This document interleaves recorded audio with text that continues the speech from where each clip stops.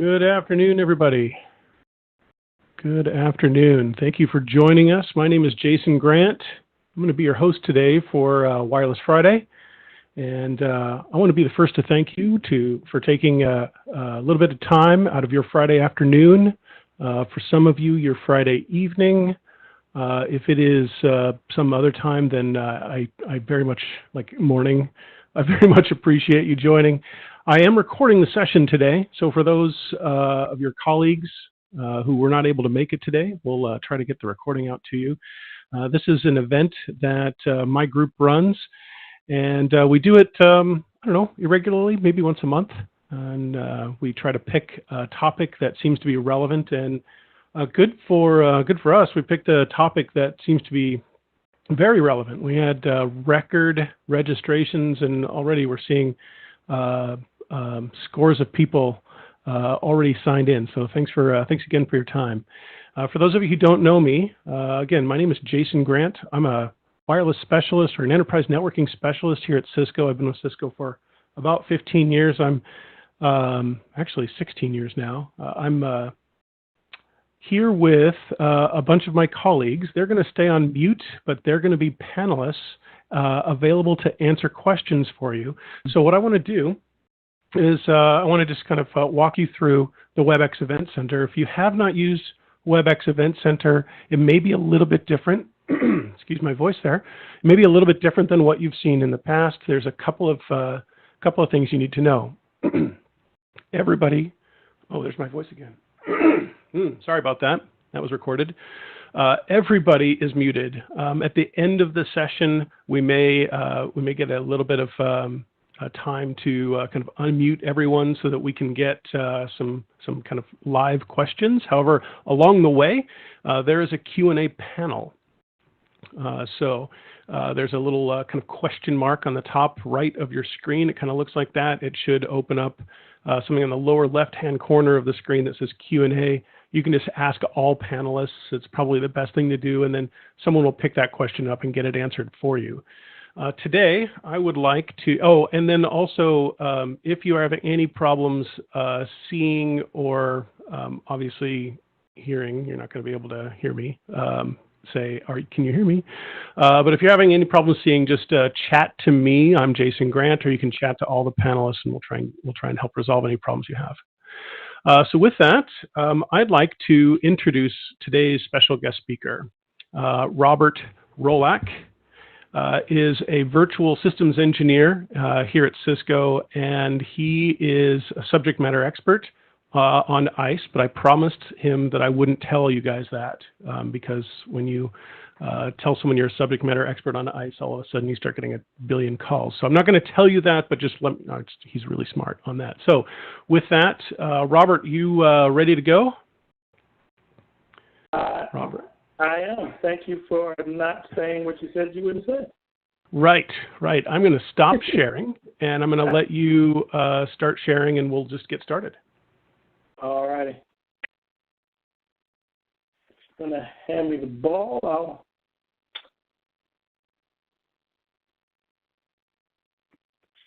There we go. Done. You should have it now. Perfect.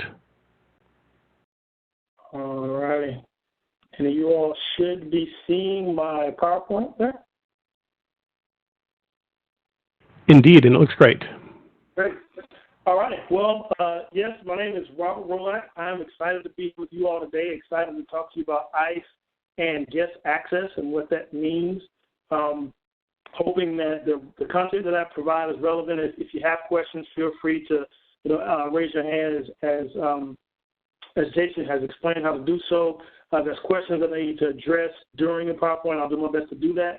And then we're going to have a brief PowerPoint, about 7 slides here, where we'll go through ISE and guest access. And I'll give you a little bit of a sneak preview on some things coming in ISE 2.2. And then also after that, we'll have a live demo where we'll actually get into the web interface, the GUI of ISE. I'll show you kind of the guest flow, what it looks like for the user, the end user, to connect to an environment and get guest access, as well as BYOD, employee bringing their own personal device and then getting access to the corporate environment. So again, if you have any questions, feel free to ask those questions as we go throughout the presentation. So ICE, what is ICE? ICE is a AAA server. It's authentication, authorization, and then accounting. Those are the three things that ICE is going to accomplish. We're going to determine who the user is, are their credentials correct, and then we're going to determine if their credentials are correct, how much access we want to give them in the authorization piece. And then after we do that, with the accounting piece, we want to be able to keep a record of who we've allowed to access the environment and what time they connected, what time they disconnected, and what they've done while they're in our environment. So that's what ICE is. Excuse me, Robert. I don't mean to stop your flow here, but if you could, is there any chance that you can just go a tiny little bit closer to your microphone? I sure can. Yeah, that would be spectacular if you could. All right, is that better? Yeah, it sounds better to me. Yeah, do another sound check. All right. Yep. So. Yep, that sounds clear. Thank you for that. One more time. Is that even better there? Even better. Yes, thanks. Great. So ICE as a authentication, authorization, and accounting server, it sits at your network door, and it really basically every user and every device that tries to connect to your environment, ICE is going to determine who that user is, what they're trying to connect to, what time of day it is they're trying to connect, where they're trying to connect from, what type of device they're using, and if the device that they're using is actually a compliant device, meaning it has the necessary antivirus, anti-spyware, anti-malware, or a regex entry or a watermark file on that device. And if it does, then we're going to be able to take that contextual information that we learned and then make an intelligent decision based on the roles and the policies that we put in place within ICE. So we'll have predefined intelligent policies that say, based on what we know about this device, based on what we know about this user, we want to give them this level of access. And then once we give them that access, we're going to make sure they have segmented access. And that segmented access really just allows for us to make sure that users that connect, they get access to things that they need to have access to and no access to things that they're not supposed to have access to. So when we think about what this means for guests, ICE is amazing in that in most network access control systems, there's network access control for your wired, your wireless, and then there's network access control for your guest environment. The beautiful thing about ICE is we control all of that from one place, reusing many of the same policy elements in order to be sure that we provide a seamless experience for your wireless users, your guest users that are using wireless, as well as your guest users that are using a wired connection. So when we think about guest access, we think about a couple of things. One, guest users have to have a guest account in some way, shape, or form, right? Guest users have to get their account credentials in some way, shape, or form. And then guest users have a custom portal that they may connect to, they may see when they first connect. We want to be able to provide multiple ways for guest users to connect. So when we think about all of that, we think about ICE having three main types of guest access. The first is hotspot guest access.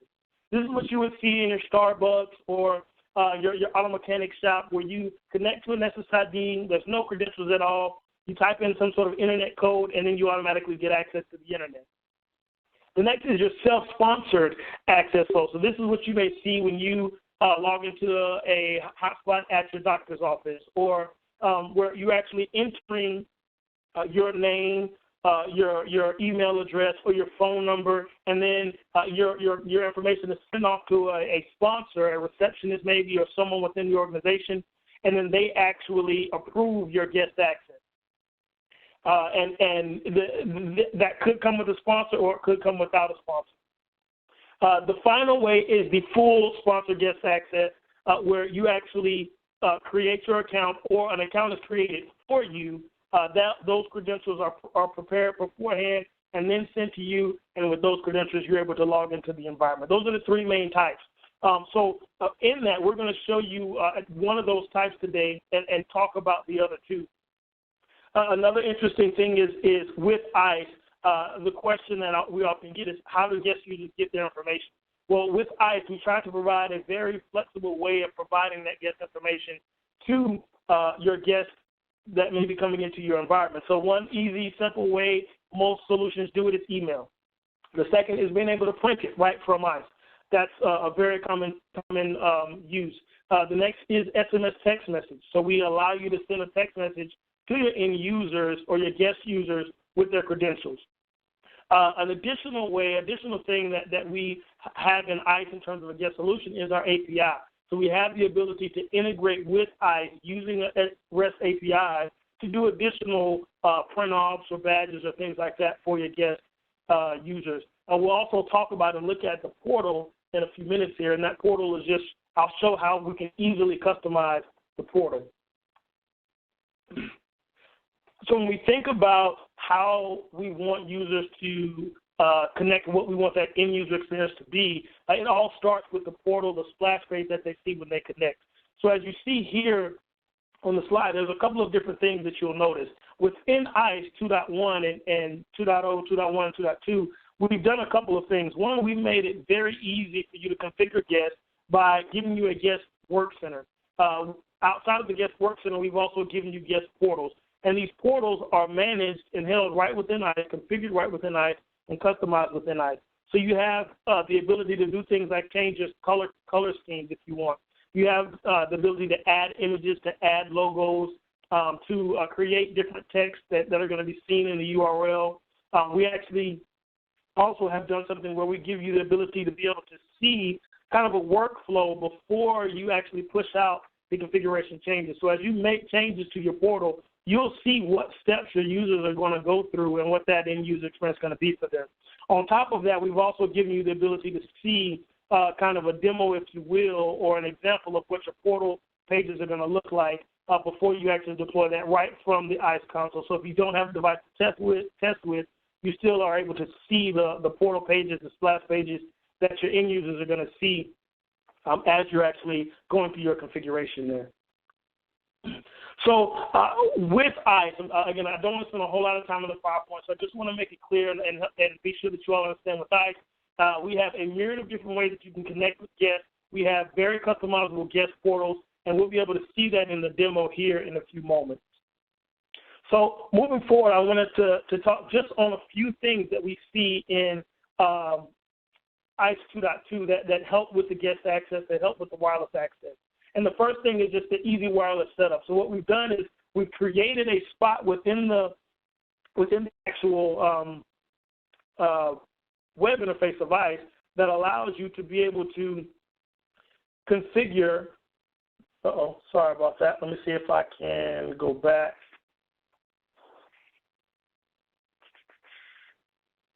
There we go. We've created a space within the dashboard where you can easily set up your wireless access. This allows you to create all of your wireless configuration for your guests, your BYOD, your 82.1x, all within about 5 steps. It very easily pulls up a wizard for you to follow and streamlines that configuration, which makes deployment a lot easier. So we're talking about 5 steps where we're configuring the wireless LAN controller names, the IP address. We're looking at some of the email success pages and things that we want to configure, how we're going to notify the end users. We're looking at the wireless LAN, whatever wireless LAN we want to use, and redirect options that we have for the URLs after a user connects to the guest. We're looking at being able to add in your Active Directory environment and be able to use Active Directory for sponsors as well as other use cases within the wireless access for your 82.1x for your corporate users. And then, of course, the portal that I mentioned, being able to customize that portal. So within 5 steps in a few minutes, and I've actually seen it done, you're able to configure and stand up your ISE wireless, your ISE configuration, your wireless LAN controller configuration to support your guests, your BYOD, and your 82.1x ISE environment.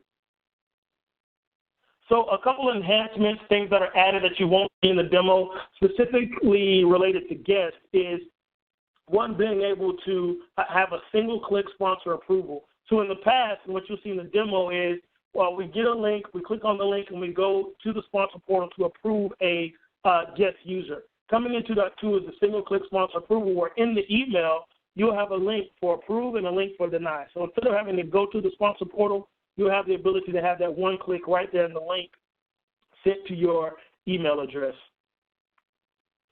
Another thing is the sponsor portal enhancements, the sponsor portal itself. So going to the sponsor portal, we've added a couple of things such as being able to have an auto time zone set, being able to reorder the table columns much like we do in the Radius Live logs, and then being able to search by phone numbers within the sponsor portal, and then even add or remove different parts of the dashboard or what we see in the columns there in the sponsor portal. So we're trying to continually make enhancements to the guest, to the sponsor portal, to the wireless environment as we hear what customers are asking for. So with all that being said, if there's no other questions that have come up during this, we can jump right into the web interface. I told you it would be a short PowerPoint and start taking a look at the actual demo. Are there any open questions that we need to answer before we get to the demo? There was one that was, Robert, there was one that was asked that was answered in the Q&A, and it was, can guest provisioning be utilized against an existing SSID? And AJ had said, yes, once the controller is integrated with ISE, it certainly can. And there's another question that maybe you can address while you're moving over to your demo, and that is, what if you don't use ISE currently, but you have a guest anchor? Does this merge more easily? That was from Nick Moran. Thanks for your question, Nick. Yeah, so the question is, if you have a guest anchor controller and you're not using ISE, but you want to deploy ISE, will it work well? Yeah, I think the question is more like, is it easier if you have an anchor? Or, excuse me, what if you don't have an anchor? If you don't have an anchor, okay. Yeah. So I won't say it's easier. I would say there's some subtle differences, but not any huge difference. So if you have an anchor controller, or if you don't have an anchor controller, as long as the controller that is processing that traffic is joined to ISE, and ISE knows the controller knows ISE, then the deployment should be fairly seamless. Can I add one comment here? This is AJ. I think if I understood the question correctly from Nick, the whole kind of design aspect of a guest anchor is to drop that guest traffic off securely in the DMZ. So if you want to introduce ISE into that type of environment, essentially you are doing the same thing you would for a deployment without a guest anchor. It's the same wireless. Yeah. Good. Thanks. So it doesn't change much. Yep. Okay. All righty. So if there's no other questions, we'll go ahead and jump into the demo. What you're going to see here, this is ISE 2.0. ISE 2.1 has been released and is out. The GUI looks slightly different, but for the demo environment, we're using ISE 2.0. So you're going to see ISE here. We'll look at the live logs in the background, so you'll be able to see in real time what's happening as the iPad that we're going to be also taking a look at is trying to connect. So for the guest flow that we're going to start off with is, again, we're going to have a guest user that comes in with their iPad. They want to connect to our environment. They connect. They create an account, self-register their own account. Once they do that, their credentials are sent to a sponsor. The sponsor gets an email saying, hey, this guest user is trying to connect. The sponsor is going to approve that user, and then the user is going to be sent a text message or an email with their credentials to their email address. We'll do that flow first, and then we'll break there, answer any questions we have, and then jump into the BYOD portion to show the BYOD functionality. So a guest user comes in. They open up their iPad. Of course, they're trying to connect to the Wi-Fi. So they see the guest SSID. They're going to log in here to the guest SSID, and once we connect there, what's going to happen is we're going to automatically be able to go to our browser. Once we open our browser, we can browse to yahoo.com or just try to connect to whatever corporate website or business website we're at the time. What ISE is going to do is ISE is going to say, hey, I don't know this device. It's not in my Active Directory. It's not in my internal store, and they're connecting to my guest SSID. So I'm going to automatically forward this user to my guest portal. The guest portal that you see here is completely customizable. Again, like I showed you in the PowerPoint slide, everything from the color schemes, the words, the verbiage, everything you see here is pretty much customizable. Now, as a guest user, I don't already have an account, So I'm going to zoom in here, and we'll see the do not have an account option. So what I'm going to do is I'm going to click on that do not have an account, and then I'll be prompted to enter my information. Now, the beautiful thing about this is whatever information you want to request, you have the ability to customize this list. So you can ask for their name, their phone number, their email address, their social security number if you would like it, what's their favorite color. You have the flexibility there. So I'm going to put in my information, and I'll use my information here for time's sake. I'll use the guest email address. So we're going to do guest-dcloud@dcloud.cisco.com.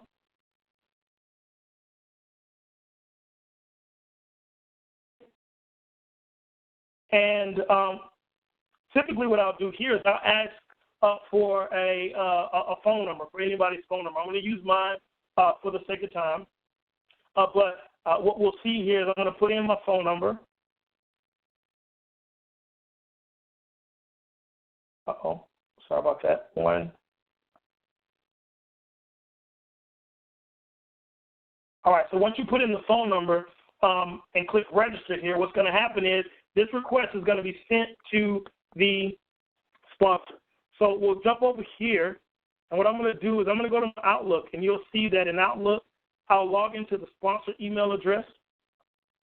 Once I get there, I'll see a request, a guest approval request. So we see that Robert Rolak is trying to join the guest. Again, in 2.2, this is where you would see the approve or deny and just have one click there to get to it. For the sake of the demo, I'm wanting to show you the sponsor portal. We're going to go directly into the sponsor portal. So I'll log in here. Sponsor can be anyone that you want it to be within your environment, as long as they have an Active Directory account, or they don't have to have an Active Directory account. They can have an internal account within ISE, but if they do, they can use their Active Directory credentials to log in. And once they do that, we'll come to the sponsor portal. Now, there's a couple of things that you'll see in the sponsor portal. You have the ability to create a known guest user if you wanted to define the duration of that account, the time and the date that you want that account to start, and the time and date that you want that account to end. You can also create random accounts. So if you wanted to just say, we want to create 50 accounts, or we'll just say 5. We're going to use the username prefix of wireless, and you can assign a group tag if you want. Again, define the day and time. You click create, and now those random accounts have been created with the prefix that you chose and a predetermined password. You can also import accounts if you wanted to. You can import bulk accounts and download the template, fill out the template, and import those bulk accounts if that's your desire there. So now we're going to go to pending accounts, because this is where the request will come in. And we'll see that Robert Rolak is pending approval. So we're going to approve Robert Rolak because we think he's a pretty okay guy. We'll let him in for today. Once we approve, 2 things are going to happen. Robert Rolak is going to get an email with his credentials. He's also going to get a text message. So you may have heard the text message just come in on my cell phone here, and that text message just reads, hello, Rob, your account details. So it gives me my username and my password. So I can go back over to my iPad here, and I can type in my username, and then I can also type in my password. Now, the password that it gives me is a 4-letter password, but you have the ability to determine what you want your password criteria to be. So you can have a long password, short password, or whatever, however you would like to customize that there. So once you put in the password, I'm going to click sign on here. And now we get forwarded to the acceptable use policy. Again, the UP is something that you can have or you cannot have in there. That's customizable as well. I'm going to accept the acceptable use policy, and now we see I have a success. So as a guest user, I'm going to go back out now, and I'm going to try to reconnect to that corporate page that I was trying to connect to. Once I get to that corporate page, which now we see we don't get redirected, I have access to, I'm going to click on the portion of the page that says for customers or guests. We see I have no problem accessing that link. I can go back to the home page, and there's another tab that says for corporate employees. As a guest user, I'm curious, so I'm going to click on that tab and try to go there. What we're going to see here is because I'm a guest user and I only have guest access, I've been given access but I've been given segmented access where I can only see what's allowed for me to see with the guest environment. So as we come here, we'll see in ISE in the live logs that first I did a MAB authentication attempt. I got the guest redirect. I entered my credentials. I was approved.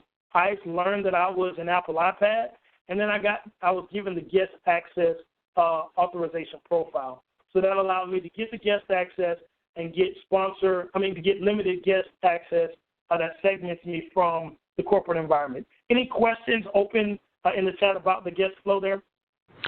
Yep, a couple of them. In fact, several, but one that I thought was interesting. You had some SMS integration, which is kind of cool. Can you discuss that really quick? Talk about how that happens. Yeah, so it does require an SMS gateway, and that's just an additional piece of how we set that up, because ICE needs to make sure that it can get to the different cellular vendors out there and send that text message. But pretty much the way it happens is ICE gets that number, it works with the SMS gateway and says, I want to send this message, a predetermined message or a customized message that you want to put together out to this number, and then it sends the text message there. So two things that you need to have configured is, one, in ICE, you need to have it set up to be able to say that you want to send an SMS response.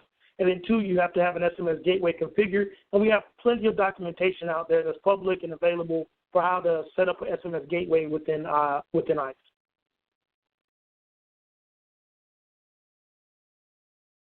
Any other questions there?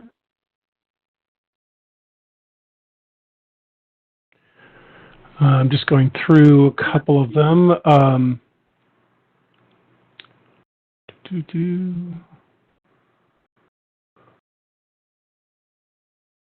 There's many of the questions are kind of in the process of being answered. So tell you what, if there's a couple that are not answered along the way, then we'll come back to them. Thanks for stopping for a sec.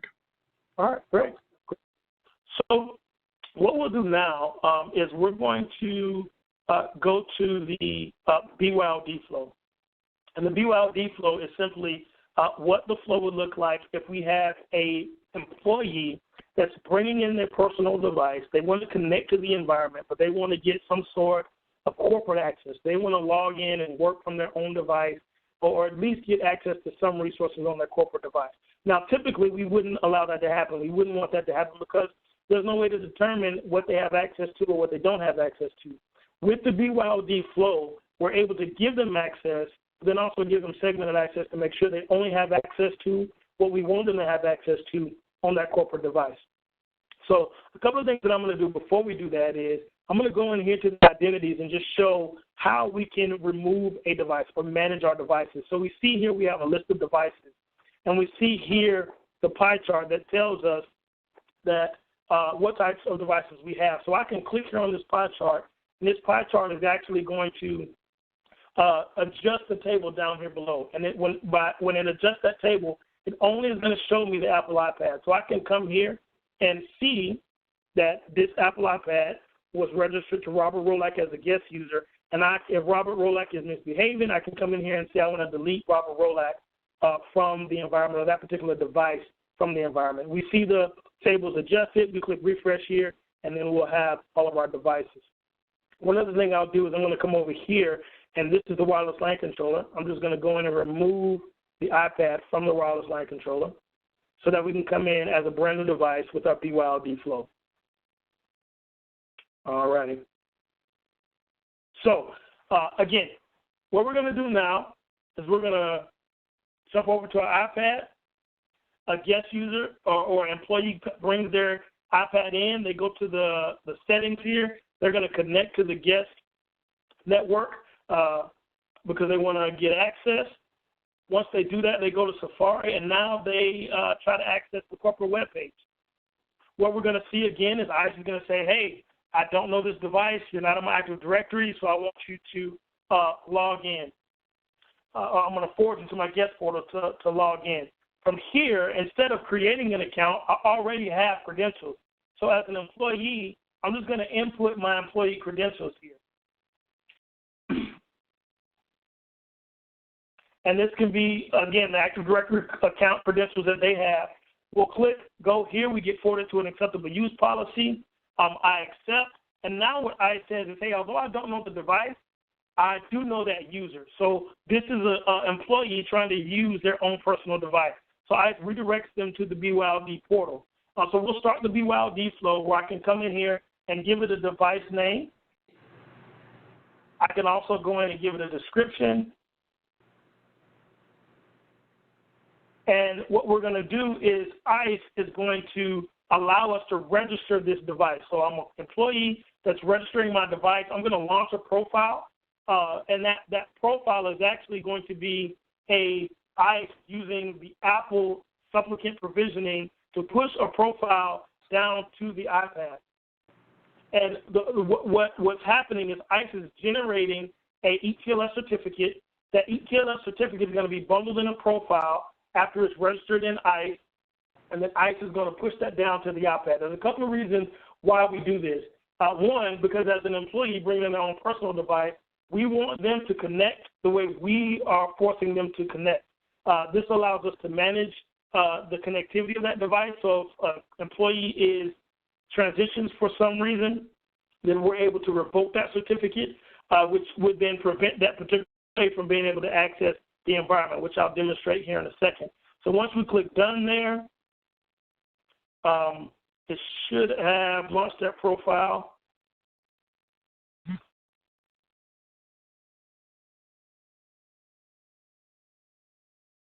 Let's see if it launched there.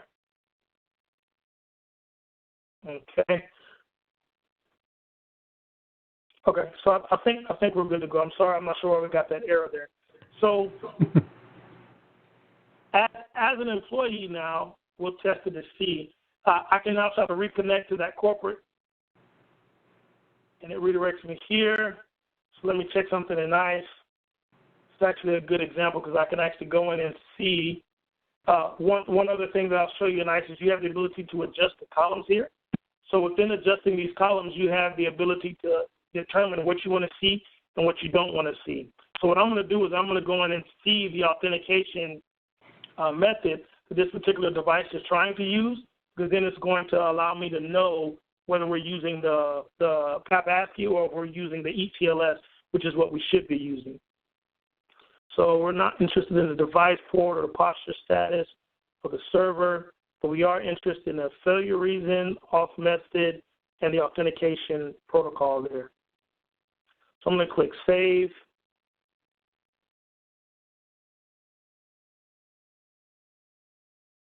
I'll scroll over here. Now we'll see, right now it looks like we're still doing MAB. So let's jump back over to the iPad and let's see if we get connected to that corporate connection center. Okay, so we did get connected, and now we can jump back over to ICE and just make sure that we got connected as a registered device, which we did. And I'm going to scroll over and show you here now that as a registered device, we use the ETLS.1x and ETLS certificate that was assigned and pushed out to the actual endpoint. So I'm not sure why we got the error there on the iPad, but we see that we did get the .1x, we did get the ETLS certificate, and that's what we're using to register. Now, the beautiful thing is, going back over to the iPad, just like the guest user, the guest user was able to get to the public resources. So as an employee, of course, we are able to as well.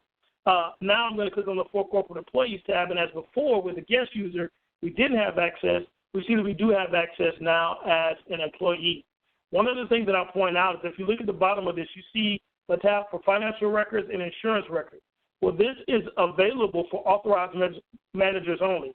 I logged in as an employee, so what we'll see here is as I try to click on that link and connect, I'm not going to be able to get access because even as an employee using my own personal device, I've been given limited access, segmented access into the environment. So that's the beauty of being able to do the ETLS certificate, be able to push a profile, and then within ICE with our policies, be able to provide access to employees to use their own personal devices, but be given segmented access. Now, one other thing that I'll show you, let's say that this employee goes out to lunch, takes their iPad out to lunch because they want to watch some training videos while they're on lunch. Then they come back in and they realize they don't have their iPad. So they think they left the iPad at the restaurant and the iPad may be stolen. As an employee, I can come into what we call our My Devices portal, and this allows me to manage my devices that I've onboarded. So I can go in here and look and see my iPad, and if I've lost it and I'm not sure where it is, I can mark this device as lost or stolen. So I'm going to come in here on the iPad. I'm going to mark it as lost. And you'll see here that it says in the message it takes about 2 minutes for ICE to recognize the device has been marked as lost. But what we're going to see is it doesn't quite take 2 minutes. We're going to jump back over to ICE here, and I'm going to refresh. And we see that this device has already, because the user marked it as lost, that device has been blacklisted. So what happens is we suspended that ETLS certificate so that the device would not be able to connect to our environment. So let's say that somebody came in and they had the iPad, they tried to break it or jailbreak it, and they brought it back in, and now they want to try to connect to our environment. We try to connect to that corporate page. What's going to happen is ICE is going to say, hey, wait a minute, I know this device has been marked as stolen, so it's going to update the whomever is trying to use it and say, hey, this device is identified as lost or stolen and cannot have access to this network. So this is the way that with employee's personal device, we can still make sure we protect our corporate environment by using the ETLS certificate and management there. Robert, related question. Sorry to interrupt. Related question. Maybe this is exactly where you're about to go. But what if I want to revoke a user's BYOD device that's accessing the network? Could it happen when the employee leaves and the HR process begins and their Active Directory account is disabled? Would ICE reference that AD account and revoke the certificates? So by default, there is, from what I've seen, there's not a direct configuration where if a user is deleted or account deleted from Active Directory, the ETLS certificate is automatically revoked. You may be able to use an API to do that, a REST API, but by default within the configuration, there's not a way to say if this user is deleted from Active Directory, then revoke their certificate. That's a great question, though, and a great use case. So I'll actually take that to the BU and see what they think of that, and if there's a way to do it, and if not, see if that could be a feature that we add in the future. Agreed. But if the account in Active Directory is deleted, it wouldn't matter necessarily if they have a certificate because they still couldn't be authorized. Is that true? If the account is deleted from Active Directory, the certificate relies on ICE. It relies on ICE. So if that certificate in ICE is not revoked, then via ETLS authentication, they may still be able to connect. Thank you. Yep. All right. So the last thing that I'll show you here is, let's say that employee went back down to their car and said, wait a second, my iPad was actually underneath the seat. I found it. The employee can come in and reinstate that device. And as we'll see, once that device is reinstated by the employee, we can come back here and ICE will refresh. And what we're going to see is that device is actually going to be automatically re-registered.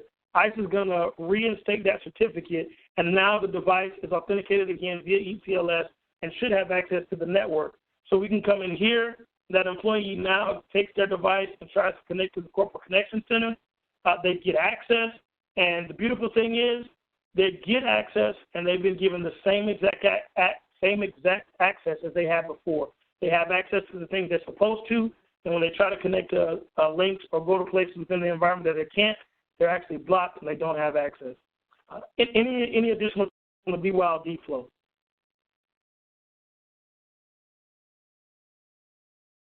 Okay.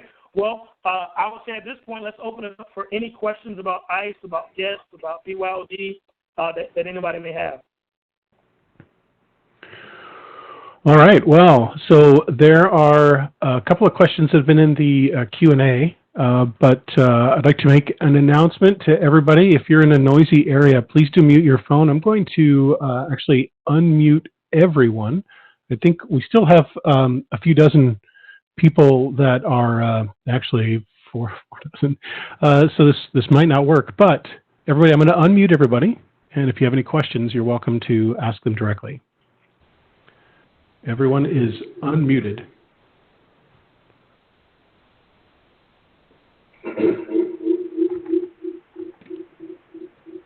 And the storm begins. Yeah, right? Hey, I have a question. Yep.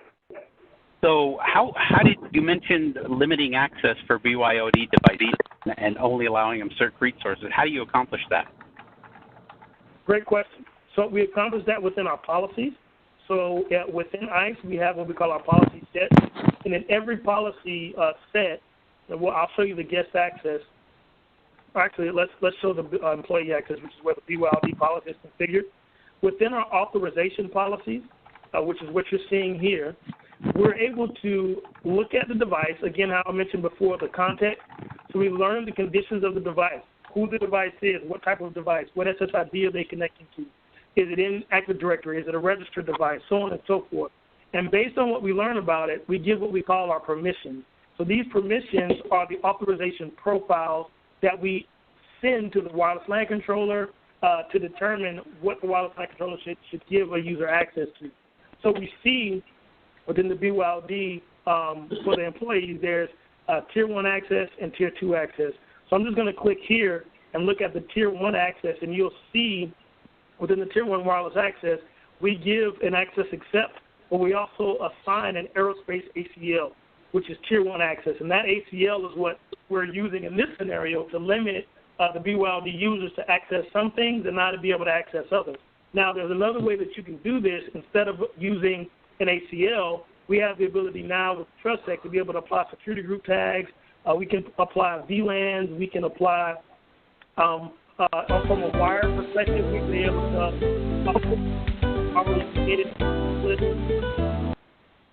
the network access device there. So there's a couple of different ways you can do it, but this is how we will accomplish it. In authorization profile, we'll assign a profile that limits access via access list, security group tag, security group ACL, or VLAN. Does that answer your question there? Thank you. No, perfect. Thank you. Because currently we use ACLs, but I was hoping for something like TrustSec, like you were talking about, and I think that's where I'm going with it next. Thank you. Great. You're welcome. Any other questions? Yeah, I have a question about if there's a guest that's authenticating and you're allowing 443, could the guest conceivably hit the web interface for ICE? You said if a guest is trying to authenticate and we're allowing 443, could they conceivably hit the interface of ICE? Right. So the ACL, or assuming you have the ACL, you have to allow either 80 or probably just 443 to ICE for the authentication to flow. Is there any instance where a client could bring up the ICE web interface and hammer away at it? So technically and theoretically, yes. They could just send a thunderstorm of authentication request to ICE. The reality is within our wireless LAN controller, I'll show you what we have configured in terms of our ACLs. So when we look at our access control list, there's a couple of different access control lists we have, right? So we have a guest ACL, and that guest ACL really is very, very limiting. As you see, they do have access to the IP address of ICE. So theoretically, yes, they could do that, but there's a few mechanisms within ICE that would prevent that from continuing to happen. We have the ability to detect a misconfigured supplicant, is what we call it. So when that supplicant hits a certain number, and I don't remember what the actual numbers are, but after a certain number of failed authentication attempts, ICE is going to black hole that supplicant, which means it's not going to even accept or try to process any authentication request from that supplicant. So you would have to send a significant amount of traffic from that supplicant to the internal IP address of ICE in order to shut it down, if you will.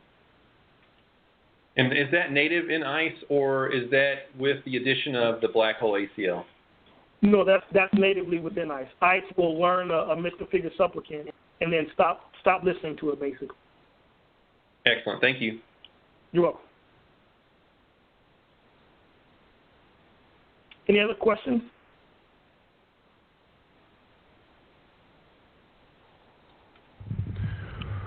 Last chance for verbal questions for Robert. Anybody else have a good question? Well, I have one. I don't know if it's good, but I'll give it a shot. Do it. Yeah. All right. So is using the profiling and all the ACLs and everything like that, does that lend itself to a scenario where we can have one SSID and then sort of filter down access as somebody goes through? Have you seen that used in businesses? So that's actually a really great question. In most deployments, I've seen a separate SSID being used for guest versus corporate. There's a couple of different reasons for that. One, if everybody that comes into the organization is hitting the same ACL, yes, you can do some segmentation, but it could be potentially a worse experience for the guest users. So I think the way I've seen it typically configured is multiple SSIDs. If you wanted to configure just one SSID, then you would have to get very, very granular in terms of the ACL that you apply to specific users, and you'd have to match on other criteria within your policy. So I'll show you what I mean by that. And looking at the policy set, within the guest access, the simple way to set it up is we've said, hey, if you're using wireless MAV and you connect it to the dCloud hotspot SSID, then give them the hotspot redirect, which allows them to put in the code and get access to the internet. If you're using wireless MAV and you connect it to the dCloud guest SSID, give them the guest redirect. So this makes it very simple and very easy on the eyes in terms of understanding what users are connecting to and then what permissions they get. If you didn't have those SSIDs, then you would have to do more filtering like you see here on the employee list, where we're looking at not just MAV 802.1x and SSID, but are they in Active Directory? What type of device is it? Is it an Android device or is it an iPad device? Is the device registered in NDM? You would have to get way more granular within your conditions policies in order to make just one SSID work. Another thing is another reason why a lot of people use multiple SSIDs is because their corporate SSID, most of the time, they want to make sure has some sort of security, 802.1x security, or some sort of security on the SSID itself. So that was the difference in me connecting to the guest, registering as a device, and then as I reconnected with my iPad after I got my ETL and certificate, I was no longer on the guest SSID. I was actually on the internal SSID, and I may be able to show you that on the iPad, where I went from using that guest SSID that I initially connected to then using the dCloud registered SSID.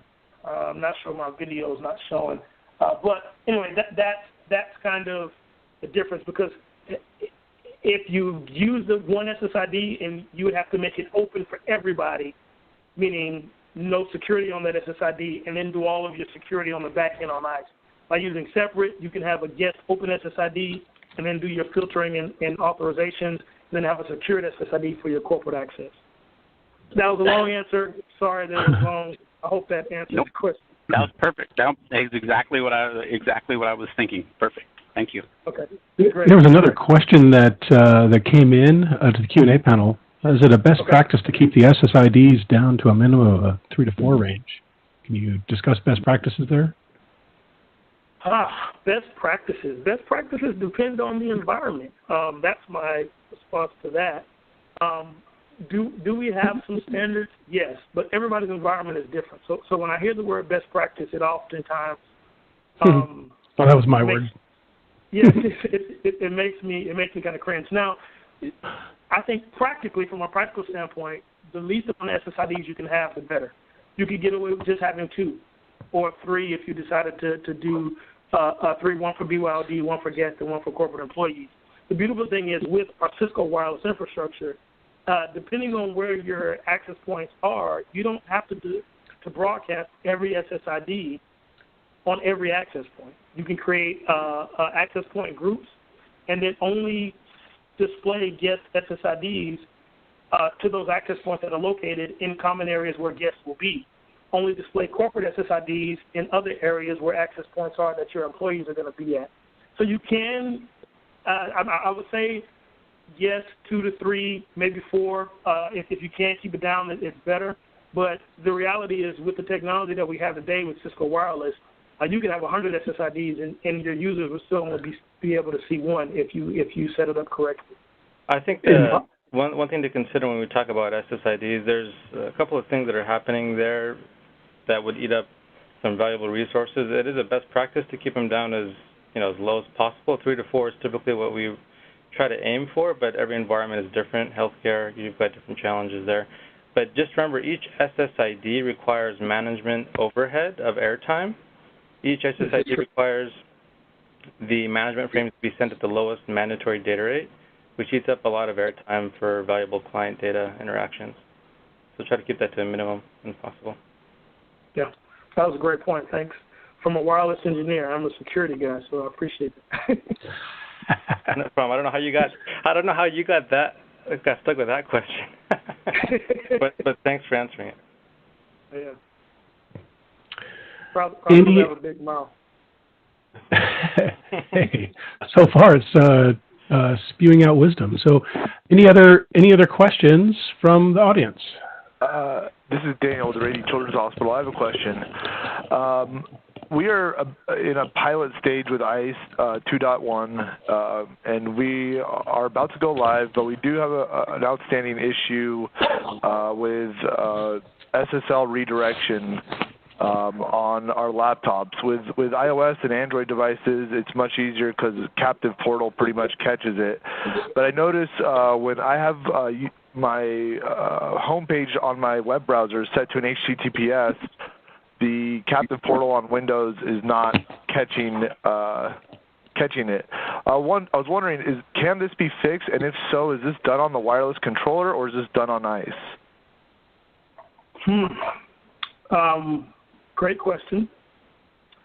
There is an answer for that, but unfortunately I do not remember.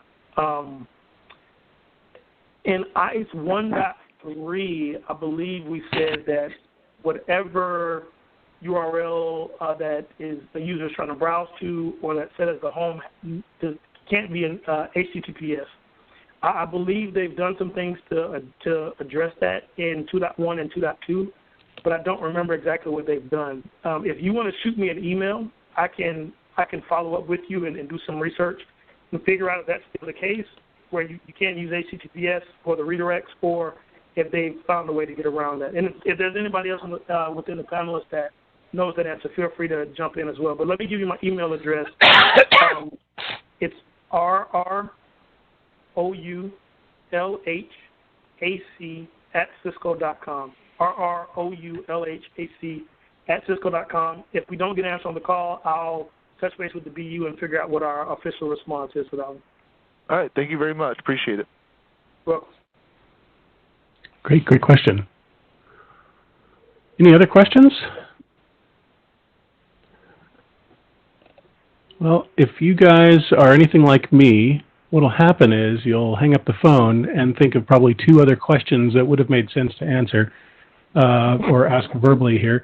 And if that happens, please feel free to just hit reply to one of the email messages that I had sent over, or just reach out to your Cisco Enterprise Networking Specialist or your account team, and they'll get you in touch with one of us.